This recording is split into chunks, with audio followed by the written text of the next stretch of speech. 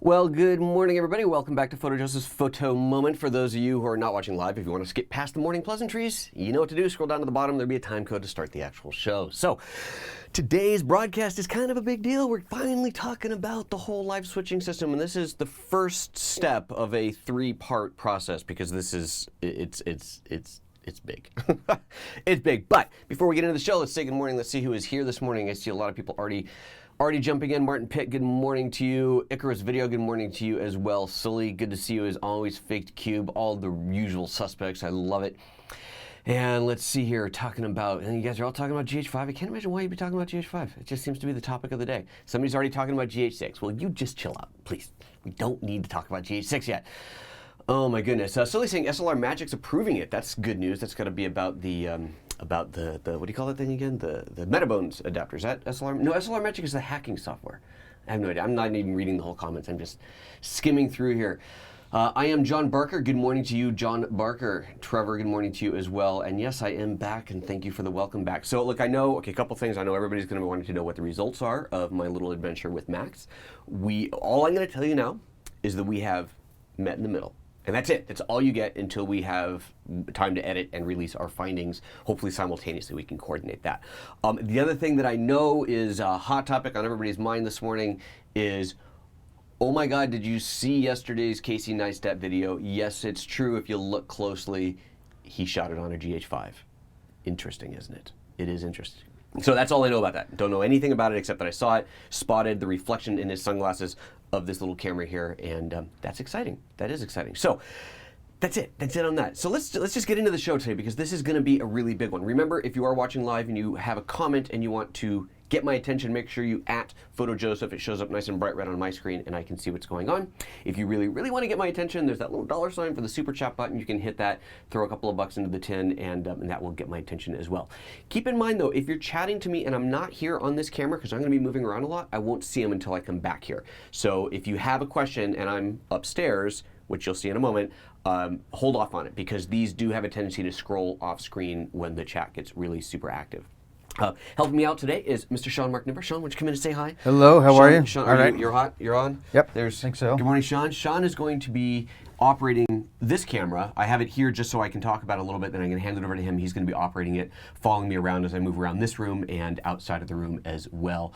And of course, Ryan's on comms as usual out there. So, indeed. Hello, Ryan. All right. You're looking fantastic today, by the way. Well, I thank you, sir. He took a little while to get his hair done, but it did take some time. yeah. It did take. You know, at some point it was show. I don't know if I have it on the agenda, but I got to talk about the makeup side of it because that is actually part of the whole broadcast. It's a daily part of the routine. Have you de-shined? That's the question that comes from Ryan about 45 seconds before I go live. All right, we ready? Let's do this thing. Sounds good. Let's do it. All right. Good morning and welcome to PhotoJoseph's Photo Moment, the first live daily and only live daily photo show on the YouTubes every weekday, 9:30 a.m. Pacific. If you're not watching live, you should be, because then you get to participate in the comments, and that's half the fun. Frankly, it is a lot of fun. And good morning to Northern Cyprus. Good morning to everybody out there. So today is part one of a three-part series about my whole live broadcasting system. Once you see this, you'll understand why it took me so long to finally get around to doing this. It's complex and it's big, and it's broken into three parts because if I did one day, we'd all pass out from exhaustion. So today's focus, if you will, is about inputs. I don't remember if I made the title cameras or inputs, but cameras, inputs, sources, whatever you want to call them, everything that feeds into the switching system. And then we're going to talk about the switching hardware itself a bit. As far as how the switching hardware works and the actual operations of switching it, that is for the third show. The middle show, tomorrow's show, will be about lighting and sound. And I think I remembered how I set that up correctly. If I'm wrong, don't worry, just watch them. We'll get to everything. So before I even start talking about the inputs themselves, I want to give a little bit of history of how I led up to what you're about to see, because I think that's a really important part of it. Because you're going to see this, and a lot of you are going to think, oh my God, why is it so big, so expensive, so complex? Why don't you just do this? The obvious question is going to be, why don't you just get a Mac and Wirecast and plug a couple cameras in there, and you got switching, and you've got picture-in-picture, and you got titles, and Wirecast is phenomenal. It can do all these really cool things. Until it doesn't. So here's what happened. So I started this process from a Mac. For those of you that watched my live training long before this show, but watched my live training on what used to be Aperture Expert, became PhotoApps.expert, it was me and a webcam, right? That was it. There was my screen, webcam. I do a little picture-in-picture when I wanted to talk to the audience, and then switch over to my screen to show whatever software I was showing. And that was streamed live. I tried a variety of things. One of the most successful in the early days was actually using GoToWebinar, and that allowed me to do all the switching things that I needed to do, which was minimal, right? It was screen or picture-in-picture of me. That was it. And then one point I got, I want to kick this production level up a notch. So I started to scheme up what you see here. But when I first started to scheme it up, it was a little bit smaller. I thought, I can do this whole thing for like $1,000. It'd be great. Famous last words. So what I started with was Wirecast, because Wirecast is robust. It is incredibly powerful. When you start playing with it and you realize what you can do, it's super impressive. So here's what Wirecast is as a piece of software. And there's multiple tiers of it. I think the most expensive one is it 500 or maybe it's more than that? Anyway, there's multiple tiers to the software. But essentially what you can do is anything that you can feed into the system, and how you feed it in, that's up to you. You got to figure that one out on your own. You feed stuff into the system, and then you can do camera switching. So you can have, let's just say you fed in 2 cameras, A camera, B camera, switch between those. You can do a picture-in-picture. You can have a computer feeding into it, or you can see this computer itself and see that picture. So you got your computer screen, you've got a camera coming in, 2 cameras coming in, split screen, picture-in-picture, titles, lower thirds, all of that is built into it. And then you have the switching. So you can build these stacks. You could have a music layer, you could have your dialogue layer, you could have your main camera layer, you could have a text layer, and you can turn all these on and off, and you can create shortcuts to mix them all together, and it's really slick. But the problem is I spent probably 6 months, maybe 9 months, during which time I grew most of the gray that you see in my beard today, trying to get it to work reliably. And what was happening was you'd get this really cool complex thing set up, and then either you'd go through several tests. I'm going to go live at 10 a.m. Testing at 8, it's all good. Testing at 9, it's all good. 9:30, it's all good. 9:45, we fire it up to go live, and it breaks. And by breaks, I don't mean to just go, oh, it shut down, reboot it. Your entire project corrupted. This happened so many times. I was on tech support to them, and I don't mean to slag off Wirecast, Telestream Wirecast too much, but they're going to get a little, because I worked with them so hard to try to get this thing to work reliably, and I was essentially told by their engineering, and I'm not making this up, that's what happens sometimes. It's not acceptable. It just isn't. They go back up your project. Obviously I back up my project. I back it up 3 times. I archive it, zip it so it can't be touched. Once it's dead, all your backups are dead. It's like the most insane thing. Anyway, so I gave up on Wirecast. Wirecast was a great idea, didn't work in execution. So then I started looking at other solutions, other hardware solutions. And I'm not going to go through all the different pieces, but suffice it to say, the hardware that you're going to see upstairs, which is a pretty much top-of-the-line Blackmagic ATEM switcher, that's 4 letters, ATEM, ATEM switcher. Even with that, I started with the lower end unit, traded in for a mid-grade unit, traded that in for the higher end unit, just because I needed to have the flexibility and the features that it has. So there was a huge progression of that. We're not going to go through that whole progression, but that's where I started. So I want you guys to know that I tried to do this on the cheap, and it just didn't work. Now, Wirecast is still in use today as part of the system. It is what actually does the streaming, the live streaming aspect of it, but it doesn't do any of the switching except for at the very end, that little 4 square that comes up. That's Ryan in the other room switching to that. And we will talk about that aspect of it in the 3rd show. That'll be the final stage of it. So the progression of the show is very much about how this works. It starts off with all the inputs and where they feed into, and then the other inputs being audio is tomorrow, and the lighting, of course, and then the final input, the final show is about the switching of that system and the output. So it's kind of a logical progression, I think. Okay, so leading up to this, and now I know I need proper hardware. One of the challenges with the proper hardware, let's go 2 major challenges with using this type of hardware. One of them is synchronizing your input frame rate and frame size, and the other one is synchronizing audio with video. Both of them are extremely challenging. So let's talk about frame rate and size first. You might recall that I did, not that long ago, a big review on the Epiphan Pearl 2, this big $8,000 switching thing. And one of the huge benefits of it is you can throw anything at it, mixing frame rates, frame sizes, and it just scales everything internally, and off you go. Love it. Massive, massive benefit to that box. The ATEM switcher does not. The ATEM switcher requires all inputs be the identical size and identical frame rate. Okay, so I have to standardize on 1080p 2997 or 1280 by 720, 24, whatever. But you got to standardize. You got to pick one and stick with it. So that became the first challenge. What do I standardize on? And because when I first started this, and still to this day, but when I first started this, the major focus, the most important thing was the computer display, because when I built this, it was all about doing the live training, showing off the computer screen. I had to figure out what was going to work from here. So here, guys, why don't you shut the door for now. One of the challenges in this is, yeah, shut that door, or stop talking, one of the two. One of the challenges, like I said, trying to figure out what to standardize on. When you look at the Mac, and I'm obviously doing everything on a Mac here, you have frame rates like, frequencies like 60 hertz, 30 hertz, 24 hertz, maybe 25 hertz, depending on where you are. And you think, okay, 30 hertz, that's like 2997. 30 hertz isn't 2997. 30 hertz is 30.00 frames per second.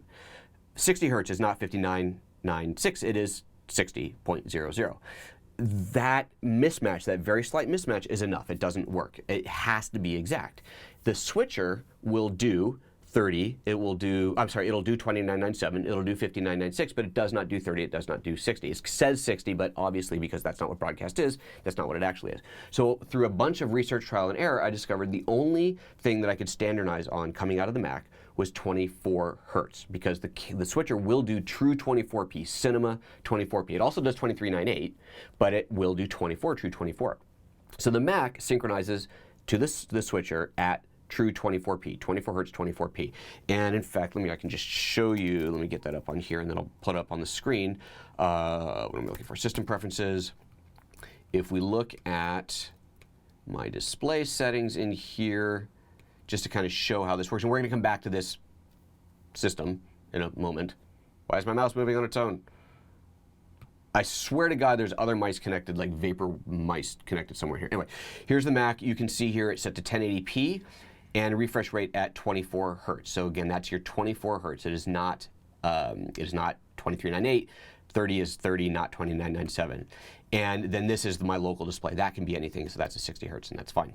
So anyway, so I had to standardize on something, and that standard became 24 hertz.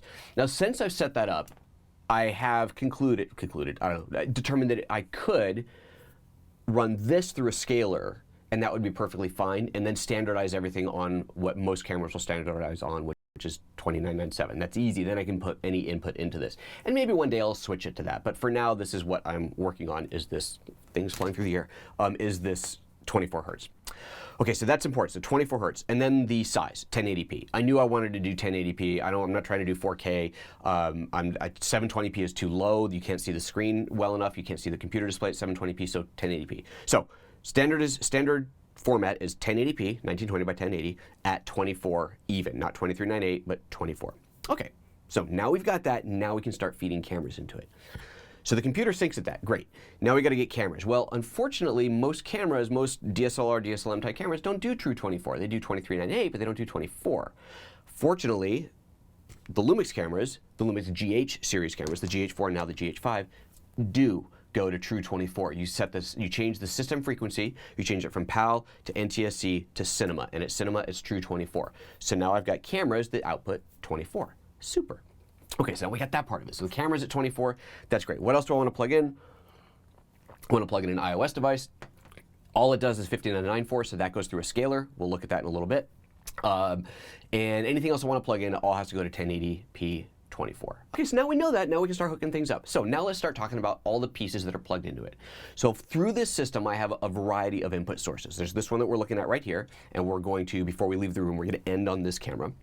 I have this camera, which usually it's a GH4, we'll put the GH5 on here today because it's fun.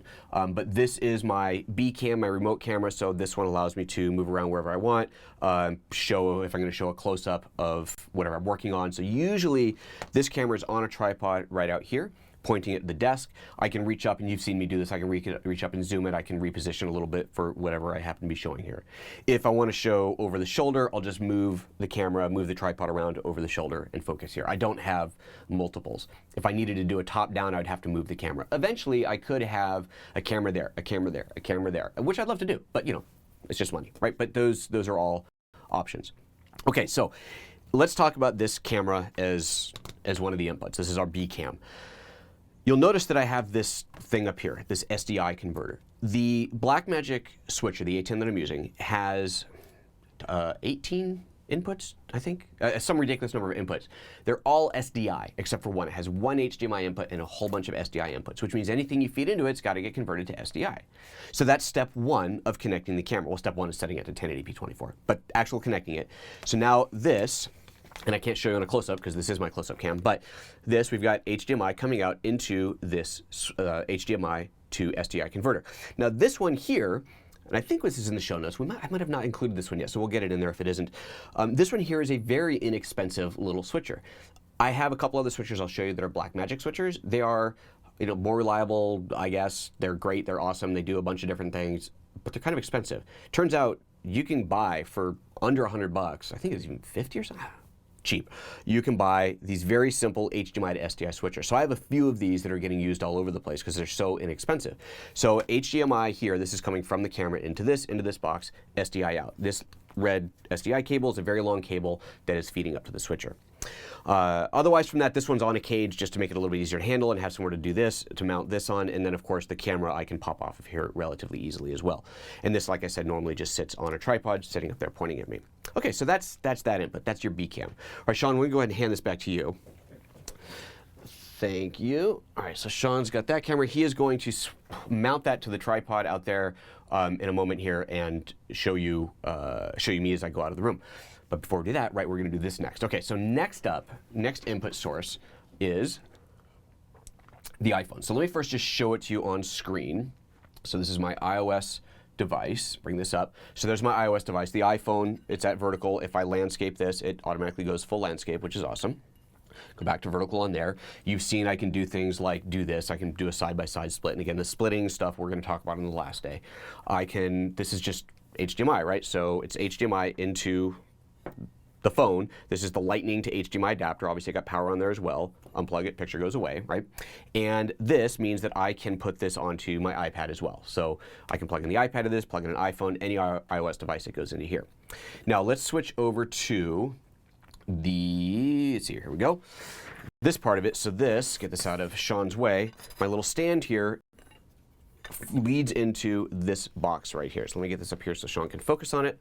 There we go. So this is, it's called the DECIMATOR. The model that I'm using is the MD Cross version 2, and this essentially converts any frame rate and frequency to any other frame rate and frequency. It only does HD. This doesn't do 4K. They don't have a 4K version yet. I'm going to NAB in a couple of weeks. I'm hoping that they have 4K versions now. But this allows me to take in HDMI input or SDI input, I can feed in SDI, and then convert it. And through this little interface here, or you can connect it to the computer, it's easier to control, I can convert whatever I need. So this coming in, what comes off of the iPhone is going to be, in this case, 1080p 5994. So that's this guy outputs 1080p 5994. The iPad might output something different. I don't remember what it outputs, but it's still 5994. But this then converts it to straight 24. So that's what this box does. Okay, so that is a critical component to getting my iOS device on the screen. Okay, you can go ahead and set that up now. All right, so that's that screen. So we've talked about B camera, we've talked about this. Now let's move to the computer. I already talked a bit about the computer, standardizing, again, of course, on 1080p 24. But what comes HDMI, and as I said, I only have one HDMI input, and that's reserved for kind of a guest input. Ironically, the HDMI input is a little bit more flexible. It's a little bit more forgiving.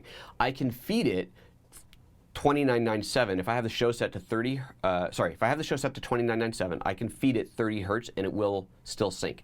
Interesting, the HDMI is a little bit more forgiving, but SDI is completely unforgiving. It has to be exact. Anyway, so this computer, and I can hook this up a variety of ways, but the way I've got this computer set up now is it is a laptop, which, there's the laptop, you can barely see it. Anyway, there's a laptop up here.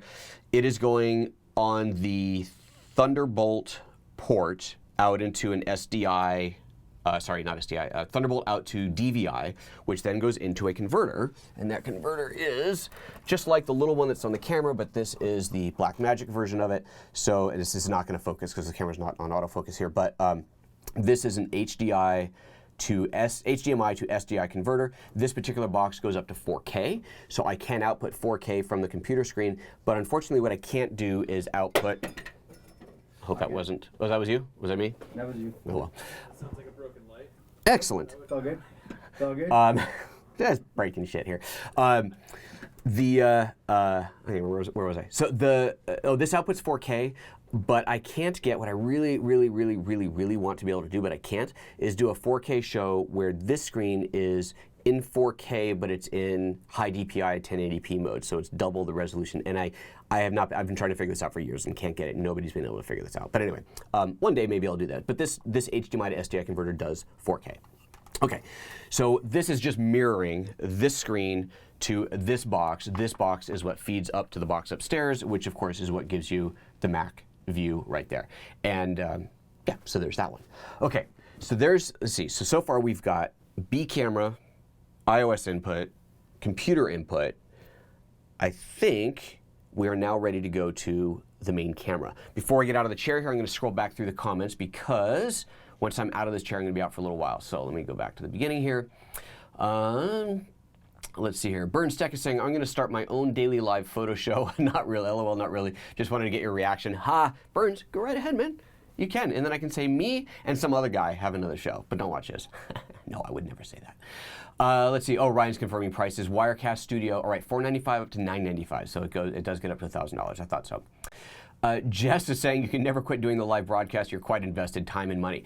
True, but you know, here's the thing. I left this part out of it. I did not build this to do live broadcast. I built this studio to do my training, my live training, and even that was kind of a byproduct of setting it up to do pre-recorded training videos, of which I was doing lots of different ones for a handful of clients, and it became more cost-effective to build this than it did to set up the studio out in the main studio and set it up and break it down, set up and break it down all the time. Especially if they call in, they need a pickup.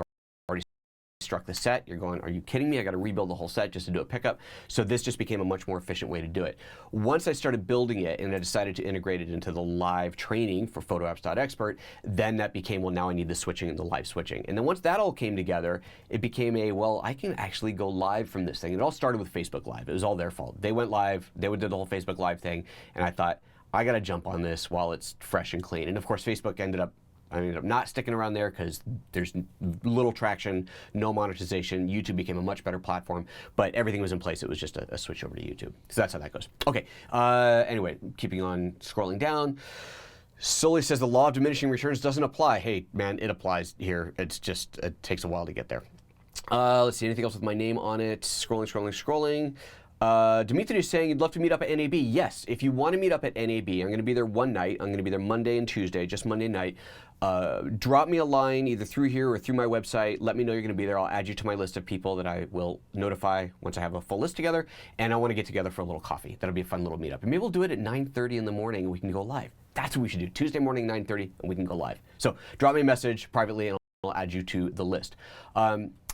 Martin's asking, is there a reason gray is used for the backdrop? That's a really good question. Do I talk about the set itself? I'm going to talk about the set tomorrow. Okay, along with lighting and sound, I will talk about the set, how it's built, why it's built the way that it is. So don't let me forget, Martin, tomorrow, because I don't know if I actually have that on the list, but I do need to talk about the set.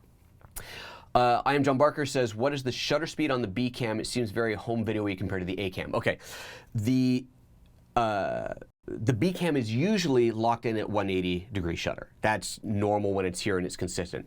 Right now the camera is on aperture priority, so it's auto shutter and auto ISO, because as we leave this space, actually even as I go over here, the lighting's going to change dramatically, and as I go upstairs, it's going to change again, and I didn't want to be fussing around. I didn't want Sean to be fussing around with exposure, so it's on auto. So yeah, it's going to look that way right now, but it's fine.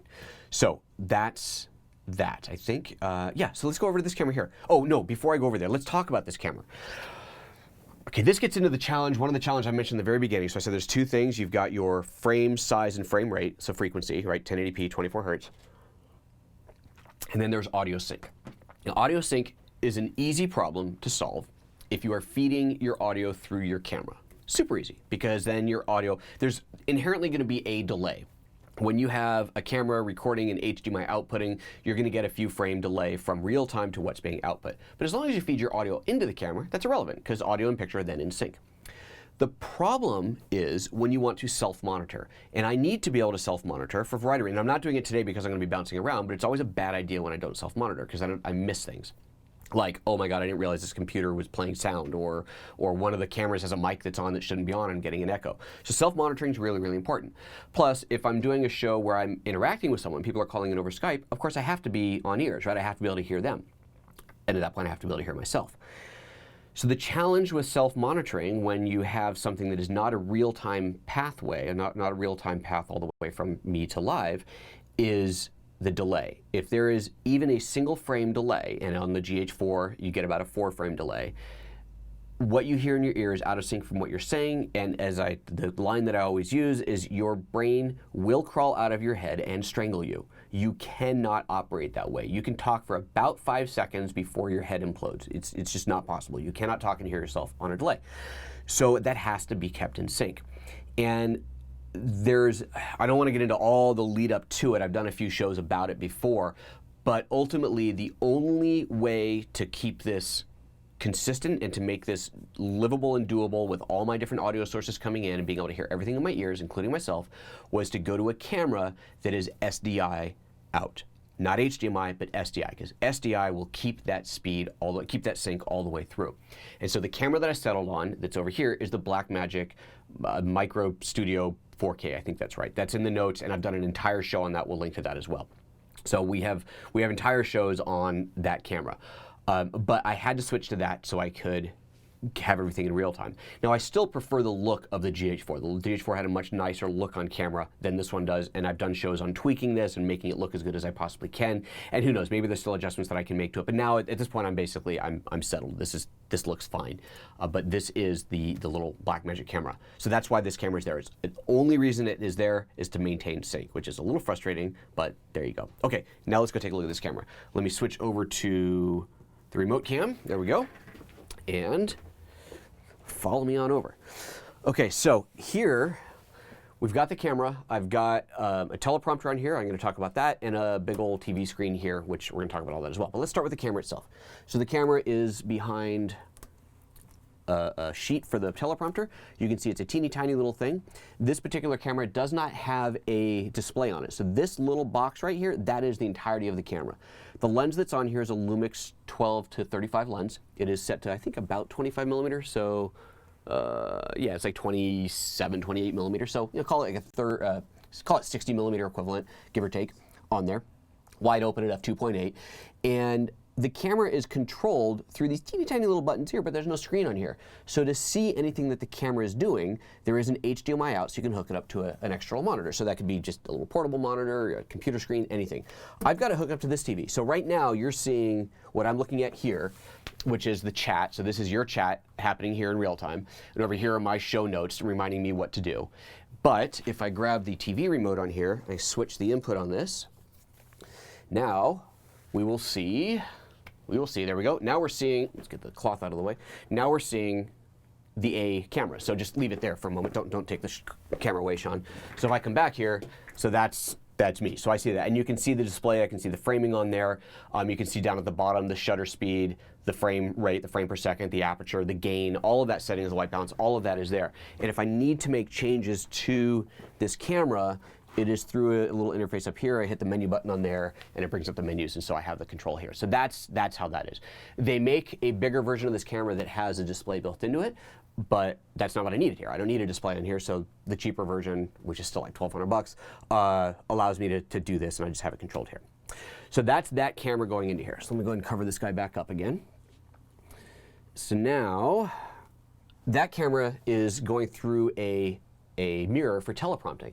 So this is here because some of the, I'm going to crouch back down here, it's a little more comfortable. That mirror on there is for teleprompting because some of the work that I do for some clients requires a pre-approved script, right? So we go through, and I used to know, Sean knows, when I was doing these in the early days, I was trying to memorize. I'd memorize a few lines, and I'm really crappy at memorizing. Ask any of my high school history teachers. And so I was trying to do it that way, and I just get, you know what, it got to a point where we got to go teleprompter. So how do we do this? Teleprompters are not cheap, but it turns out you can get teleprompting software on an iPad for dirt cheap. So this is an old Gen 1, not Gen 1, it's probably Gen 2 iPad. I've got an app on here called Prompt Smart. There's a lot of different apps out there for teleprompting, but what's super cool about this, let's see, bring up the library. Just bring up any old script on here. I hit play. So it is reversed for the mirror, right?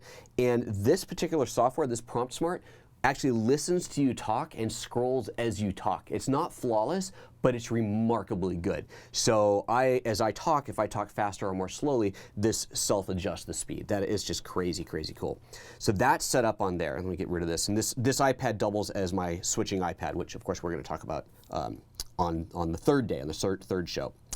Okay, so that's what this mirror is set up for. I don't want to have to take this down every time I do something different, so it's a permanent setup. Now with the mirror, you do lose a little bit of light. I think it's 2/3 of a stop, or is a stop and a third? I don't remember what. So, but you're losing light. So that's just the fact of using a teleprompter.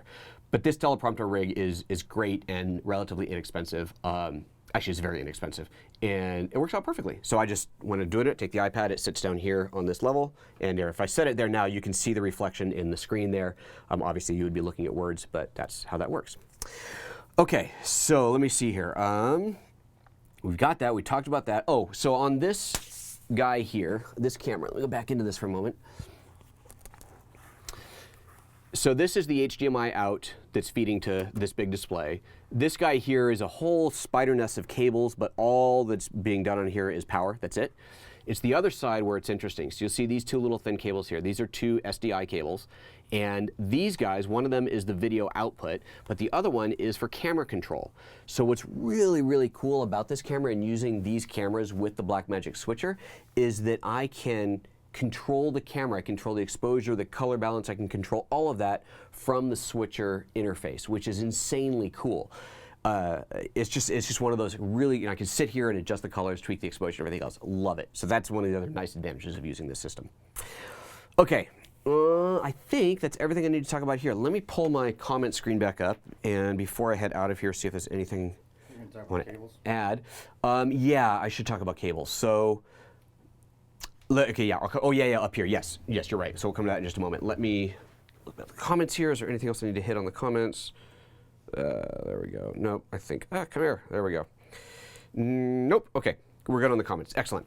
Okay, so all of this switching, the A camera, the B camera, the computer, the iOS device, anything else that on a lark I decide to plug into the system, all those cables have to feed up to the ATEM switcher, which is up on the roof up here.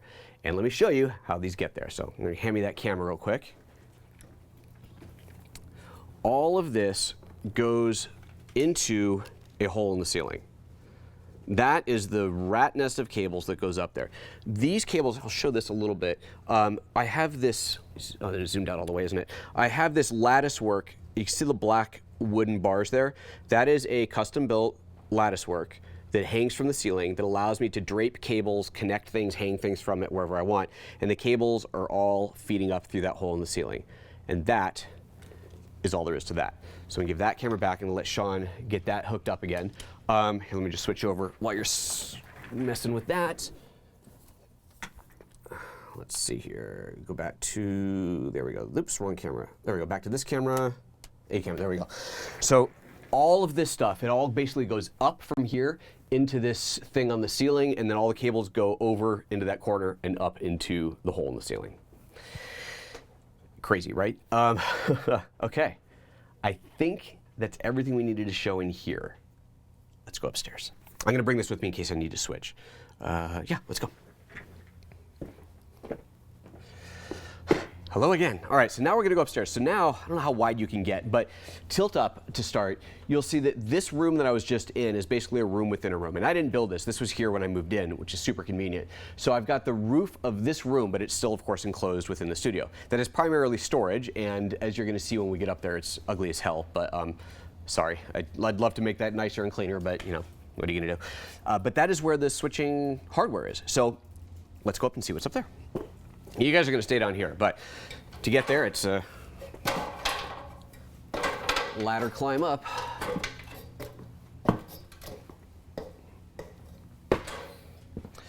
Alrighty. Oops, bang my mic around. All right, so let's talk about this. This is the Blackmagic ATEM 2ME Production Studio 4K. The 4K is not for resolution, it's for the price. No, I'm kidding, it is for resolution, but it's also for the price. This is not cheap. And annoyingly, like I said earlier, I went through a variety of them. I went through the low-end version called the television, which was now, since I did all this, has been redone, and the new television model is a lot more capable. But the television model only did $29.97. And I think $29.97 and $59.94. So that very quickly was out the window, so that was gone. And then I got the 1ME, which would do picture-in-picture to a degree, but it couldn't do the true multi-source that I needed. And what I really needed was something called Super Source on here, and that is only available on this unit. Oh well, what are you gonna do? This has a complete switching interface on here. I can actually go through and change sources on here. I don't even know which one's which anymore. So there's one of my computers. There's the chat system. That's blank. That's the primary camera out there. Now this is not switching for you. This is just switching up on this display. And there's this source. So now I can see it's a little inception thing going on here. We can see what's happening on there. So that's this camera. So I can preview all these here. I can do all kinds of crazy stuff on here, but I obviously never do because it's up here.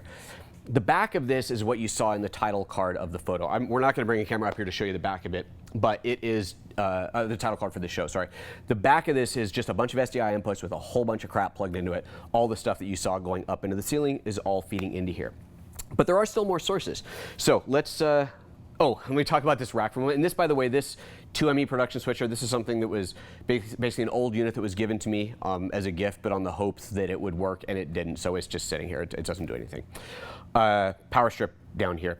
So it's on a rack mounted, which is great. I made the insanely stupid decision to buy a rack that is tilted, so it's not L-shaped, it's like 7-shaped.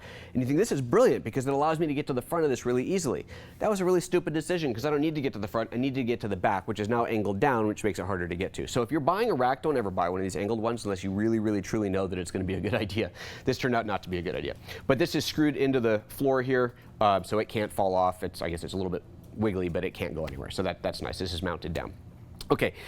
Everything's feeding into here. There is one more input going into this, and that is the chat system. So the screen that you saw down there where you saw your comments, and then on the right, my little notes, that is also my chat system. So if I'm going to do a show where I have a live guest on, like Friday's show with Max, they are calling in over Skype, and there's a dedicated computer that is used for Skype, and in this case, also my live comments.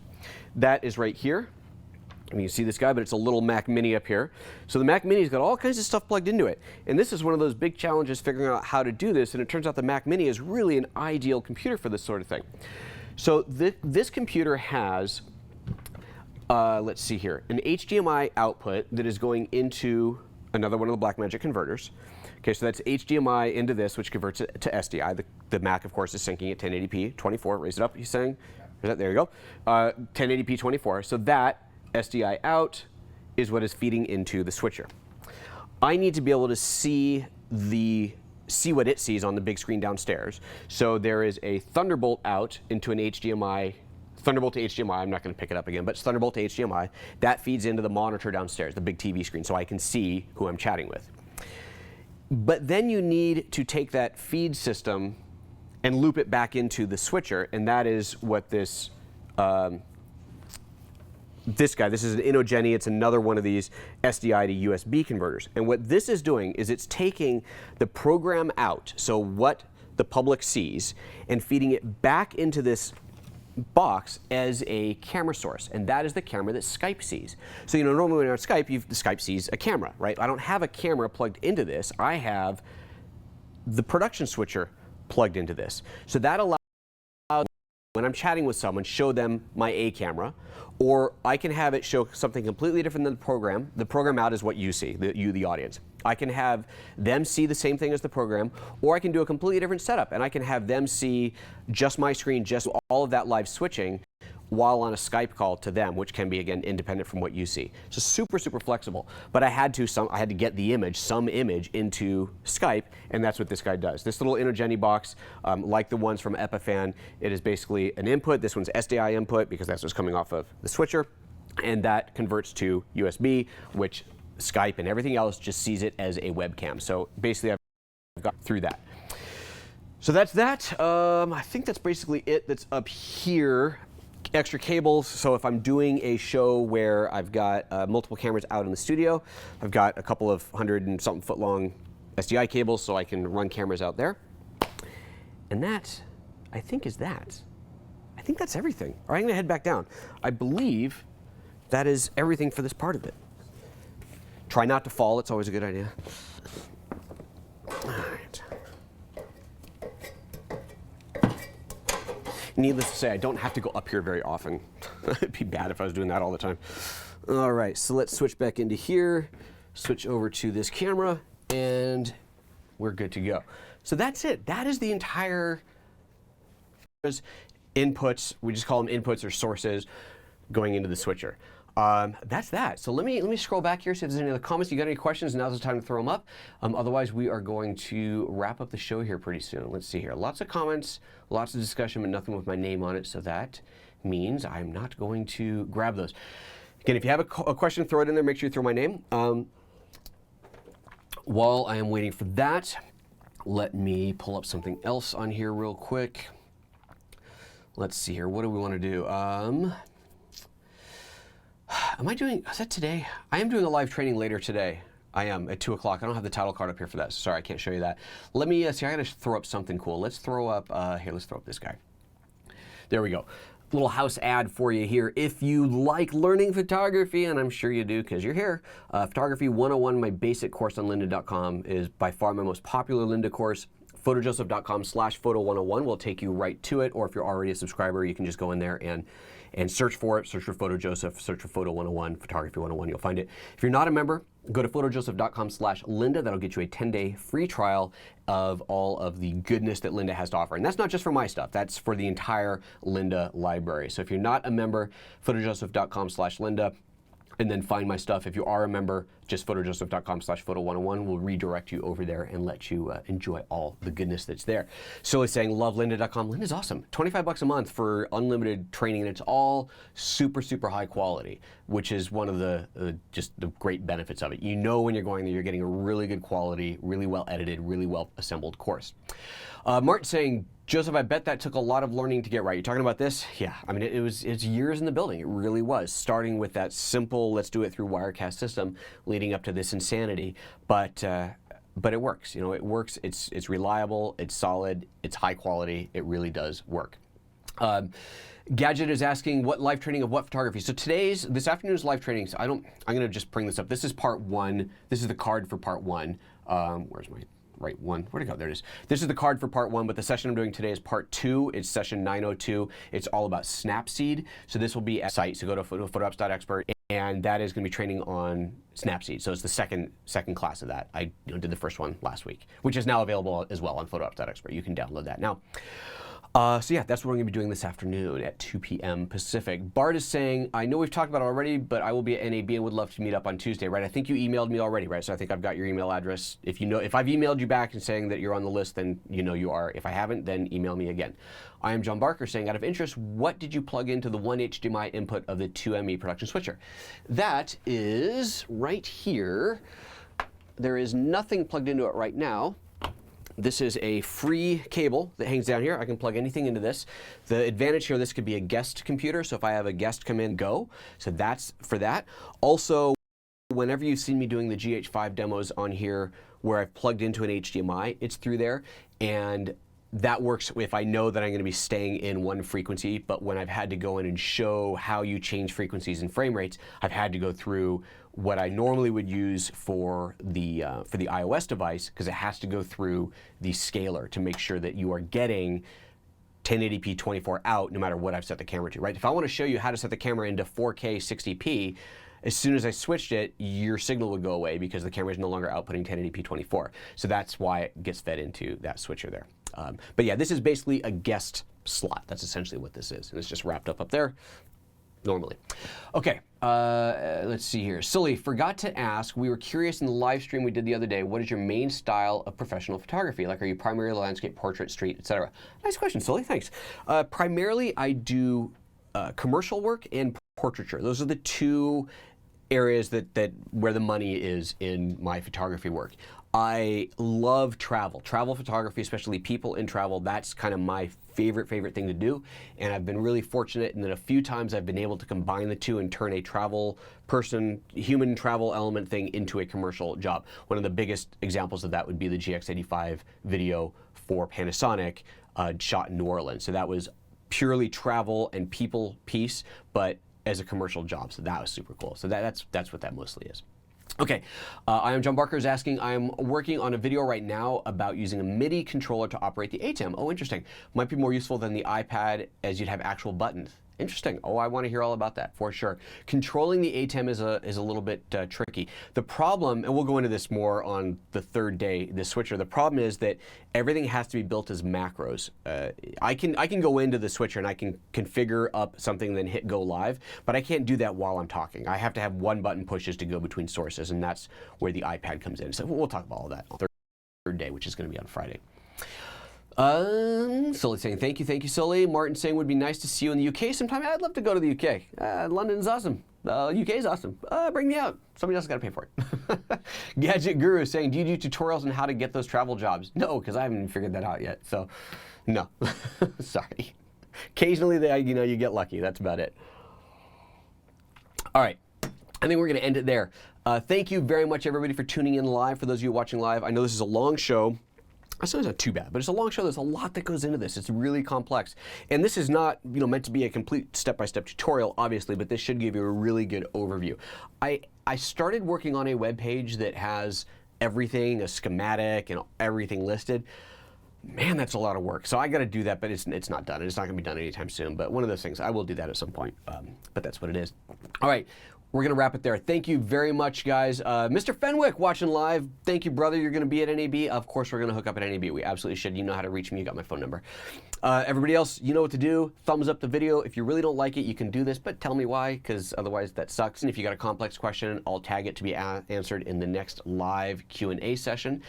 Thank you, Sean, again for coming in and helping today. Appreciate your assistance.